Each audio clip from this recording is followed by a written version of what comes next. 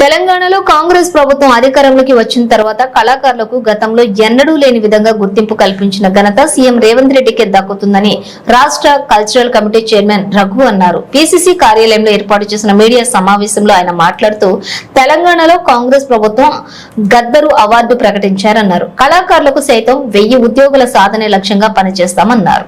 ఈ విషయంలోని రాష్ట్ర ప్రభుత్వం కూడా ప్రత్యేకంగా దృష్టి సారించాలన్నారు. కళాకారులకు గౌరవం లభించడంతో పాటుగా వారిని అన్ని విధాలుగా ఆదుకునే ఏకైక ప్రభుత్వం కాంగ్రెస్ ప్రభుత్వమేనని దీనికి సీఎం రేవంత్ రెడ్డికి ప్రత్యేక కృతజ్ఞతలు తెలిపారు.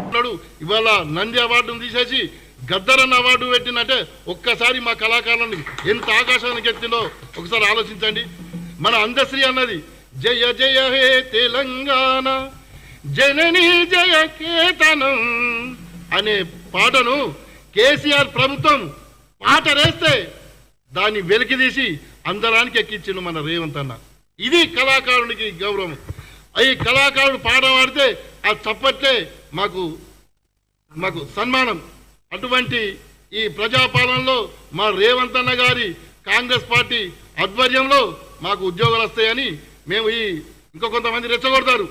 ఈ టీఆర్ఎస్ కు తొత్తులున్న కళాకారులు ఇప్పుడు మన సారథిలో ఎంతమంది కళాకారులు కానీ కళాకారులు సగం మంది ఎవరైతే ఉన్నారో వాళ్ళు టీఆర్ఎస్ కు అనుగుణంగా అప్పుడు మన ఇలా ఎలక్షన్లలో మన రేవంత్ అన్న మీద పాడబడిన అటువంటి కళాకారులు వాళ్ళు రెచ్చగొట్టి మళ్ళీ వాళ్ళు వేరే గ్రూప్గా తయారై వాళ్ళు మన కాంగ్రెస్ పార్టీని బదనాం చేసే దిశలో ఉన్నారు. మేము అటువంటి వాటికి మేము గుణపాఠం చెప్తాం. మేము మా కాంగ్రెస్ పార్టీ హయాంలో మేము 1000 ఉద్యోగాలు సాధిస్తాం.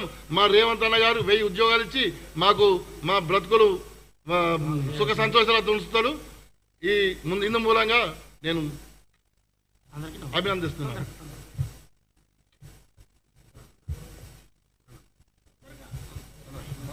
మరి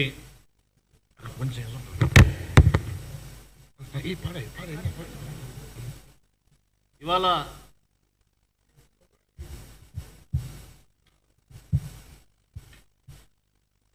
తెలంగాణ రాష్ట్ర సాధన ఉద్యమంలో 24 గంటలు కష్టపడి మరి అందరికంటే ముందు కళాకారులంగా మేము పోయి కార్యక్రమాన్ని ప్రారంభించిన తర్వాత అందరు పోయిన తర్వాత కనీసం బస్సు ఛార్జీలు లేక నడుచుకుంటూ పోయినటువంటి వ్యవస్థలో మేము అప్పుడు అందరం కూడా తెలంగాణ ఉద్యమంలో కళాకారులుగా పనిచేసినటువంటి నిజమైన కళాకారులకు తెలంగాణ రాష్ట్రం వచ్చిన తర్వాత తీవ్రమైనటువంటి అన్యాయం చేయడం జరిగింది.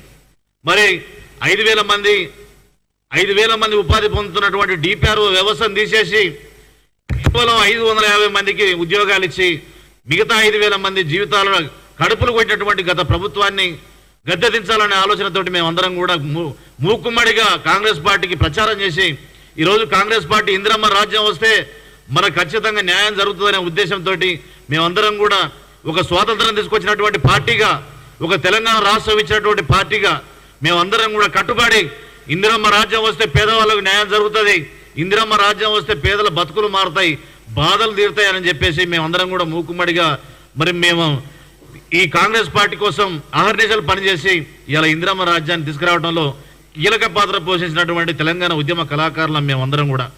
మరి ఈరోజు మనకు కళ్ళల్లో ఆనందం కలగాలంటే మరి ఈరోజు మన రేవంత్ అన్న దగ్గరికి మేము పోయి అన్న మా పరిస్థితి ఇది, మాకు ఉపాధి లేక ఆనాడు తెలంగాణ ఉద్యమం కోసం సమయాన్ని వెచ్చించి మరి భార్య పిల్లల్ని విడిచిపెట్టుకొని మన ఉద్యోగం ఏదో ఒక ఉపాధి కలుగుతుందనే ఉద్దేశంతో మేమందరం కూడా కష్టపడ్డటువంటి సందర్భంలో మరి ఆనాడు కాంగ్రెస్ పార్టీ పిసిసి అధ్యక్షుడిగా మన అన్న రేవంత్ అన్న గారు ఉన్నప్పుడు ఖచ్చితంగా మీకు న్యాయం చేయాల్సిన బాధ్యత మాది, ప్రజాప్రభుత్వం ఇందిరమ్మ రాజ్యం వస్తే తెలంగాణలో మరి ఖచ్చితంగా మేము మీకు న్యాయం చేసే 100% న్యాయం చేస్తామని చెప్పేసి గ్యారంటీ ఇచ్చి మాకు ఆశ కల్పించినటువంటి మా అన్న రేవంత్ అన్నకు మేము రుణపడి ఉంటామని చెప్పేసి తెలియజేస్తూ మరి ఆనాడు స్వాతంత్రం ఇచ్చినటువంటి పార్టీగా 100 ఏళ్ల చరిత గల్లదమ్మో మన కాంగ్రెస్ పార్టీ, త్యాగాల ఘనత ఉన్నదమ్మో మన కాంగ్రెస్ పార్టీ, 100 ఏళ్ల చరిత గల్లదమ్మో మన కాంగ్రెస్ పార్టీ, త్యాగాల ఘనత ఉన్నదమ్మో భారత మాతను బానిస చేసి తెల్ల దొరలు పరిపాలిస్తుంటే